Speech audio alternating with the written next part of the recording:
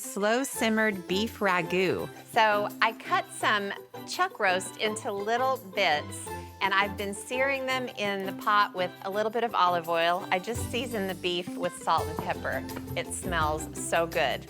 So with this pot still on, I'm gonna add some other ingredients for the ragu. Just the light green and white parts of a leek. You could also just do thinly sliced onion if you want.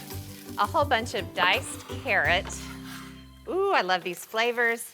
Okay, and I've got some sliced garlic, some chopped rosemary, and some oregano leaves. Ooh, what a great combination of ingredients.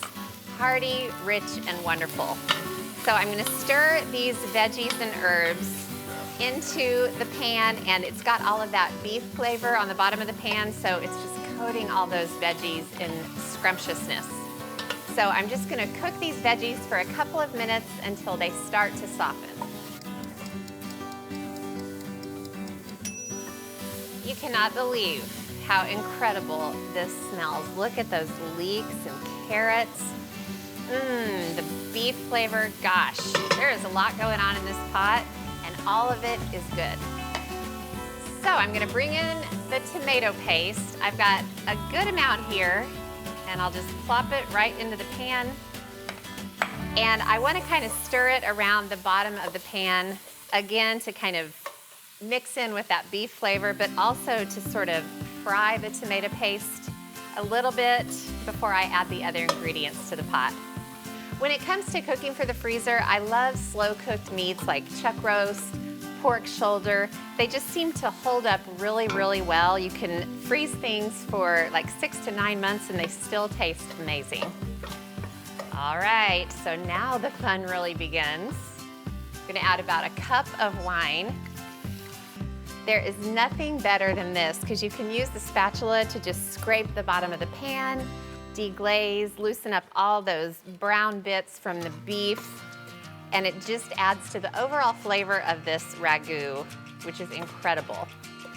Okay, this pan is so hot that everything is already reduced and it's starting to bubble. So in goes the beef stock. And then I'm gonna throw in a couple of bay leaves, since this is gonna cook for a couple of hours, just to add to the flavor. And finally, the beef, since this is beef ragu. Wow, I love the chuck roast cut into small pieces. Usually if I'm making like a stew and I cut up a chuck roast, they're bigger chunks. The texture of this ragu is incredible.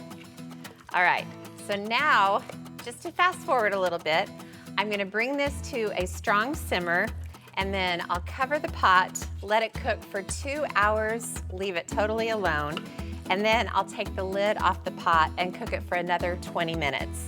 Then I'll let it cool and see you back here. So for serving up, I'll get a bowl, pile in a lovely tangle of pappardelle, then I'll ladle on the ragu. Oh my goodness, it is very delicious. Then I'll grate over some Parmesan, garnish it with a sprig of basil, and that's my dream dinner right there. It just smells too good. I can't wait. Oh man, oh man.